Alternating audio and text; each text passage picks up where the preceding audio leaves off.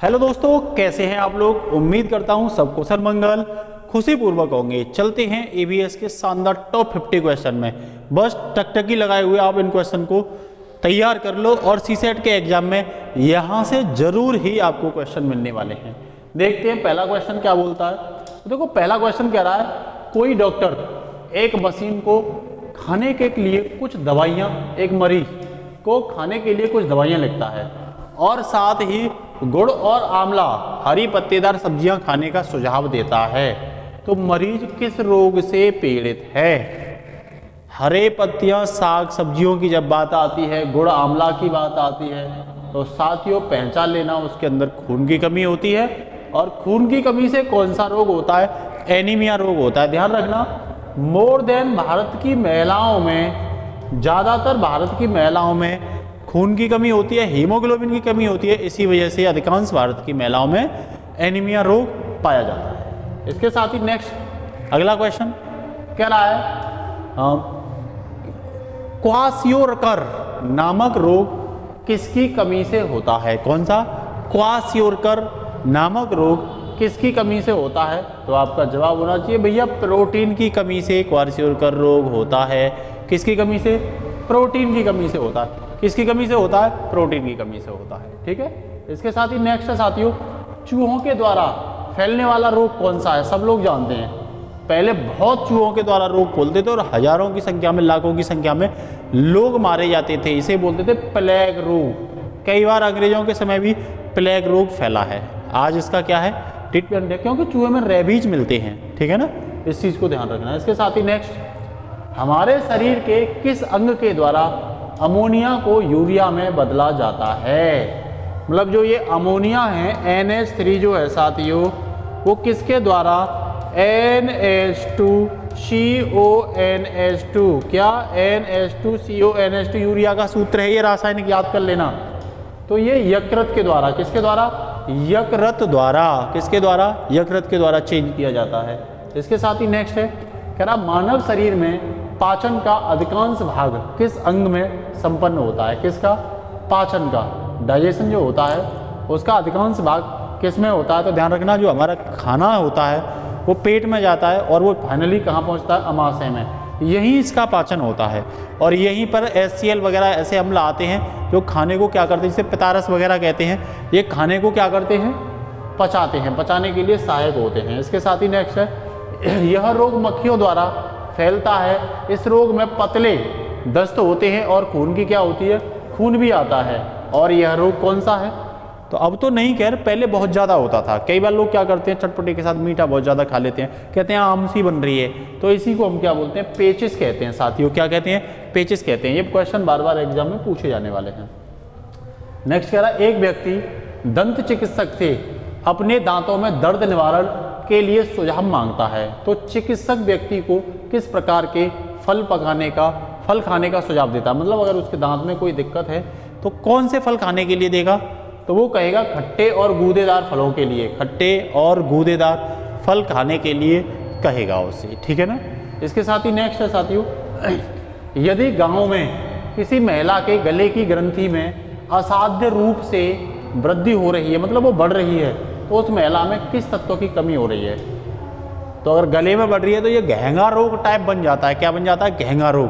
और घेंगा रोग साथियों किसकी कमी से होता है, तो आप याद रखना, आयोडीन की कमी से होता है। किसकी कमी से होता है, आयोडीन की कमी से होता है। नेक्स्ट कह रहा है, जीवाणु जनित रोग है। जीवाणु मतलब बैक्टीरिया, बैक्टीरियल कौन सा डिसीज है, तो देखो कोड जो होता है वो जीवाणु जनित होता है। कोड जो रोग होता है, निमोनिया जो होता है वो भी बैक्टीरियल इन्फेक्शन होता है, और तपेदिक जो रोग होता है वो भी बैक्टीरियल इन्फेक्शन होता है। एक वन लाइनर क्लास है, एक एक क्वेश्चन आपके लिए पूछे जाने वाला क्वेश्चन है। इसके साथ ही नेक्स्ट कह रहा है, अगर किसी के भोजन में कार्बोहाइड्रेट, क्या चीज़, कार्बोहाइड्रेट और वसा की अधिकता होगी तो उसे क्या हो सकता है। सिंपल सी बात है, कार्बोहाइड्रेट और वसा जब बढ़ता है, फैट बढ़ता है, तो क्या बढ़ जाता है, मोटापा बढ़ जाता है। क्या बढ़ जाता है, मोटापा बढ़ जाता है। इसके साथ ही नेक्स्ट है साथियों, वसा की कमी से होने वाले रोग का प्रमुख लक्षण कौन सा है। तो ध्यान रखना, हार्मोनिक असंतुलन उसका क्या हो जाता है, डिस्टर्ब हो जाता है। हार्मोनिक असंतुलन, हार्मोन्स क्या हो जाते हैं, डिस्टर्ब हो जाते हैं। ध्यान रखना, किस वजह से, जब व्यक्ति में वसा की क्या हो जाती है, कमी हो जाती है। नेक्स्ट कह रहा है दूध से प्राप्त प्रोटीन बहुत सारे कार्यों में मिलकर बना होता है, कार्यों से मिलकर बना होता है, यह इकाइयाँ कहलाती हैं। तो ये एमिनो अम्ल कहलाती हैं। कौन सा? एमिनो अम्ल। एमिनो अम्ल हमेशा एमिनो अम्ल में नाइट्रोजन एक अनिवार्य तत्व होता है, एमिन एक अनिवार्य तत्व होता है, ठीक है ना। इसके साथ ही नेक्स्ट कह रहा है किसी व्यक्ति के मसूड़े से खून आता है, उसके मांसपेशियों और जोड़ों में भी दर्द रहता है, उसको डॉक्टर रसीले खट्टे फल, अमरूद, आंवला आदि खाने की सलाह देता है, तो वह व्यक्ति किस बीमारी से ग्रसित है? कौन सी बीमारी है उस व्यक्ति को? तो ध्यान रखना वो व्यक्ति स्कर्वी बीमारी से ग्रसित है। किससे है? स्कर्वी बीमारी। इसे आप नोट कर लेना, इतना बड़ा क्वेश्चन है ये, ध्यान रखना, और ये एग्जाम के लिए इंपॉर्टेंट है। नेक्स्ट कह रहा है पेट में भोजन को पचाने के लिए निम्न में से किसकी सर्वाधिक आवश्यकता होती है? कौन चीज़ पेट में भोजन को तेजी के साथ और बहुत महत्वपूर्ण होती है पचाने के लिए? तो ये एंजाइम से होते हैं। कौन होते हैं? एंजाइम से होते हैं। सुना होगा लाइपेज, जाइमेज, है ना, एनाफेज, ये सब क्या होते हैं? एंजाइम होते हैं। इस चीज़ को ध्यान रखना। नेक्स्ट कह रहा है सूखा रोग किसकी कमी के कारण होने वाला प्रमुख रोग है?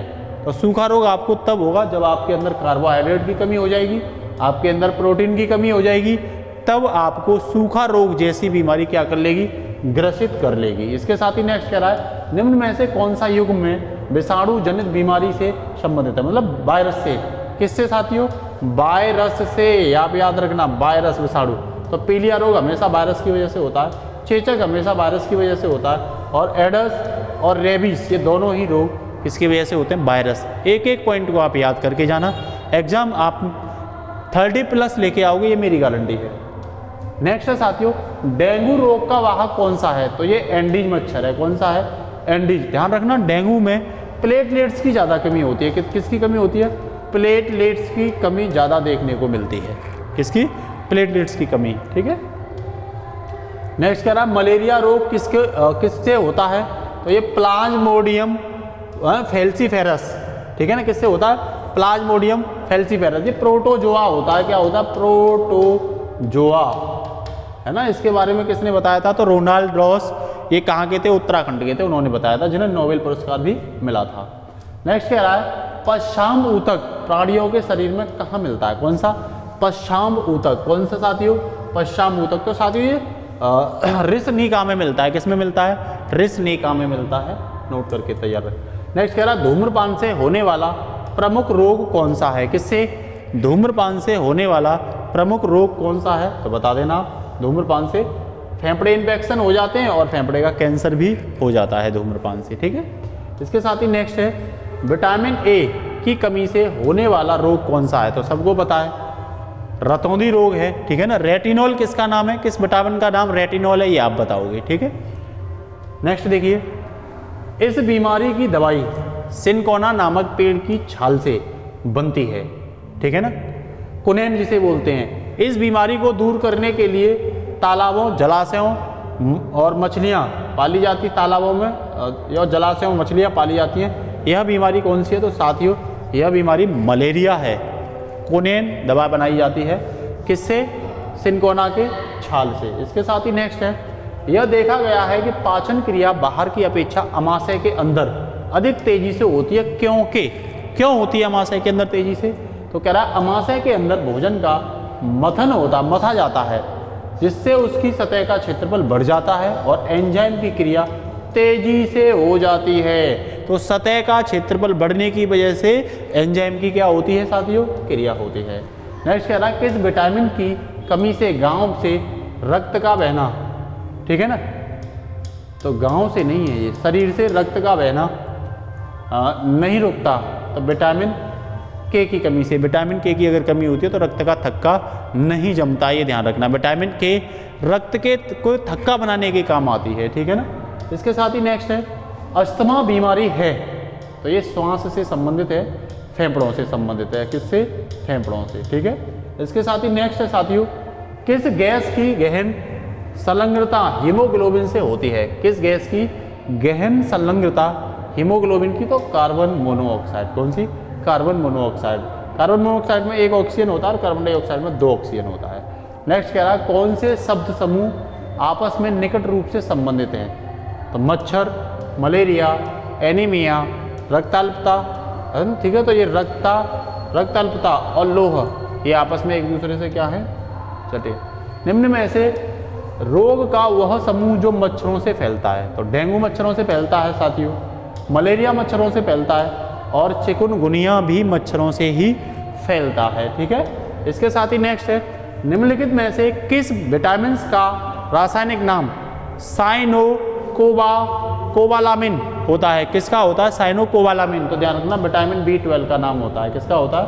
Vitamin B12। कह रहा है निदान के पश्चात कोई डॉक्टर रोगी से यह कहता है कि उसके खून में हीमोग्लोबिन की कमी है, तो उस रोगी को आयरन की कमी को पूरा करने के लिए क्या खाना चाहिए? तो साथियों उसे आंवला खाना चाहिए, हरी पत्तेदार सब्जी खानी चाहिए जैसे पालक है, ठीक है, और गुड़ खाना चाहिए। क्या खाना चाहिए?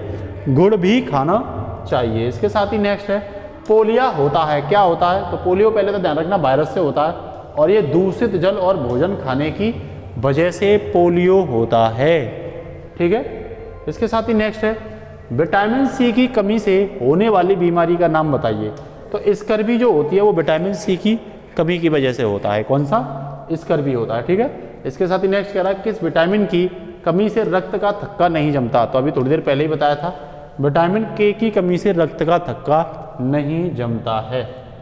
नेक्स्ट कह रहा है किन बीमारियों के लिए डीपीटी का टीका दिया जाता है? डीपीटी, तो काली खांसी हो जाए तो आपको डीपीटी का टीका दिया जाएगा, डिप्थीरिया हो जाए तो, और टिटेनस, इसका मतलब ही यही होता है, ठीक है ना, डी और पी और टी, ठीक है ना, डीपीटी का टीका दिया जाता है। ज्वर नियंत्रण में आमतौर पर सबसे अधिक प्रयोग की जाने वाली कौन सी औषधि है? ज्वर नियंत्रण में किसमें? जब आपको बुखार हो जाता है तो कौन सी सबसे ज़्यादा यूज की जाती है? तो ध्यान रखना पैरासीटामोल, जैसा कि सब लोग जानते हैं पैरासीटामोल ही, और अन्य भी होंगी ना पैरासीटामोल के अलावा, तो उसमें साल्ट के रूप में पैरासीटामोल जरूर होगा। क्या होगा? साल्ट के रूप में उसमें 100% पैरासीटामोल तो होगा ही होगा, इस चीज़ को दिमाग में। नेक्स्ट कह रहा है प्लेग क्या है? तो पहले तो प्लेग जो फैलता है आपको पता होगी किसकी वजह से फैलता है? चूहों की वजह से। चूहों में क्या होते हैं? रेबीज होते हैं, वायरस होते हैं, रेबीज होते हैं, ठीक है ना। तो कह रहा है जीवाणु जनित बीमारी है। प्लेग क्या है? जीवाणु जनित बीमारी है। इसके साथ ही नेक्स्ट है साथियों, मानव के पेट में अमाशय रस की प्रकृति होती है और वह भोजन के पाचन में सहायता करता है। और क्या करता है वो? भोजन के पाचन में सहायता, तो अम्लीय होता है, ध्यान रखना। एसिडिक प्रवृत्ति होती है, कौन सी होती है? एसिडिक। कौन सी होता है नेचर? एसिडिक होता है, इस चीज को आप ध्यान रखना, ठीक है। इसके साथ ही नेक्स्ट है, यदि पृथ्वी पर पाई जाने वाली पेड़ पौधे, जिन्हें हम आप वेजिटेशन या वनस्पतियां कहते हैं, समाप्त हो जाएं तो किस गैस की कमी हो जाएगी? आप सबको पता है पेड़ पौधे प्रकाश संश्लेषण की क्रिया के माध्यम से हमें क्या देते हैं? ऑक्सीजन देते हैं। क्या देते हैं? ऑक्सीजन।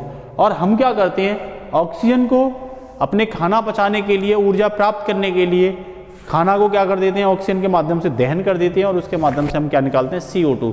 तो पेड़ पौधों के लिए आवश्यक होता है साथियों CO2। CO2 अगर रहेगा तो पेड़ पौधे बढ़िया रहेंगे, और अगर ऑक्सीजन रहेगा तो मानव और जीव जंतु भी क्या रहेंगे? बढ़िया रहेंगे। तो पेड़ पौधे हमें क्या देते हैं? ऑक्सीजन, और हम पेड़ पौधों को क्या देते हैं? CO2। तो क्या आएगा इसका आंसर? ऑक्सीजन साथियों इसका आंसर हो जाएगा, ठीक है। इसके साथ ही नेक्स्ट है, प्रकाश संश्लेषण मतलब फोटोसिंथेसिस किस में होता है? तो आपको पता ही है, लाल प्रकाश होना चाहिए या नीले रंग, इन दोनों में ही होता है। याद रख लेना, रेड और ब्लू, कौन सा? रेड प्लस ब्लू, इनमें क्या होता है साथियों? इनमें प्रकाश संश्लेषण होता है। किसमें होता है? रेड और ब्लू में प्रकाश संश्लेषण। अब प्रकाश संश्लेषण हमेशा सूर्य के प्रकाश की उपस्थिति में ही होगा। रात के अंधेरे में प्रकाश संश्लेषण की क्रिया, फोटोसिंथेसिस क्रिया नहीं होने वाली, इस चीज को आप तैयार कर लेना, ठीक है। इसके साथ ही नेक्स्ट है, जीवीय एवं अजीवीय घटकों में संबंध होता है। जीवीय और अजीवीय मतलब जीवीय मतलब बायोटिक, बायोटिक, और अजीवीय को कहते हैं साथियों अबायोटिक, अबायोटिक। ध्यान रखना, जो रेस्पायरेशन करते हैं वो बायोटिक होते हैं, श्वसन करते हैं वो बायोटिक होते हैं, जो रेस्पायरेशन नहीं करते वो एबायोटिक। मिट्टी है, लकड़ी है, धूप है, ये सब क्या है, एबॉयटिक है। जल है, ये सब एबॉयटिक है। तो कह रहा है इनके बीच संबंध जो है ना वो अपघटक, खत्म, जो अपघटक क्या करते हैं, अंततः खत्म कर देते हैं चीज़ों को और मिट्टी में खनिज के रूप में मिला देते हैं।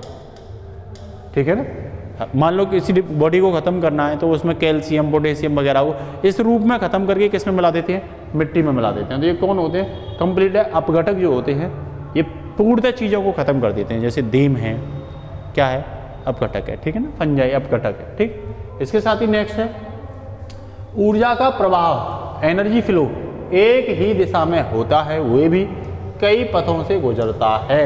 इसे क्या कहते हैं, तो देखो एक उसमें हो रहा है और एक ही पथ से गुजर रहा है, भाई एक डायरेक्शन में हो रहा है और एक ही पथ से गुजर रहा है। ठीक है ना, जैसे पेड़ पौधों से टिड्डा, टिड्डा वगैरह से चूहा, चूहा वगैरह से सांप, सांप से चील वगैरह। ठीक है ना, तो ये तो खाद चैन होती है। ठीक है, खाद श्रृंखला, और इन पथ कई बन जाते हैं। ठीक है ना, तो उसे हम खाद जाल कहते हैं। क्या कहते हैं, खाद जाल कहते हैं। इसे तैयार रखना। ठीक है, इसके साथ ही नेक्स्ट कह रहा राष्ट्रीय पर्यावरण अभियांत्रिकी शोध संस्थान, जिसे नीरी कहते हैं। क्या कहते हैं, नीरी कहते हैं। कहाँ स्थित है, नागपुर में स्थित है। कहाँ पे है, नागपुर। पूछा जाएगा नागपुर कहाँ है, तो साथियों महाराष्ट्र में है। नागपुर कहाँ पे है, महाराष्ट्र राज्य में, भारत का राज्य महाराष्ट्र में क्या है, नागपुर है। तो नागपुर में क्या है, नीरी का कार्यालय है। ठीक है, इसके साथ ही नेक्स्ट है विश्व पर्यावरण दिवस, वर्ल्ड एनवायरनमेंट डे मनाया जाता है। सबको पता है इसके बारे में।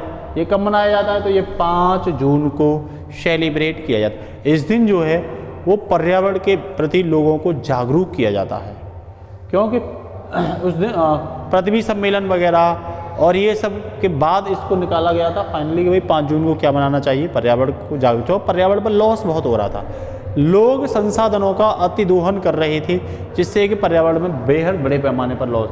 तो आपको बताना 2022 की विश्व पर्यावरण दिवस की थीम क्या है, कमेंट बॉक्स में आप बताओगे। ठीक है, इसके साथ ही नेक्स्ट है साथियों देश की प्राकृतिक पूंजी, नेचुरल कैपिटल में सम्मिलित किए जाते हैं क्या चीज़। देखो वन देश की प्राकृतिक चीज़ें हैं, जल देश की प्राकृतिक चीज़ें हैं और खनिज देश की प्राकृतिक चीज़ें हैं।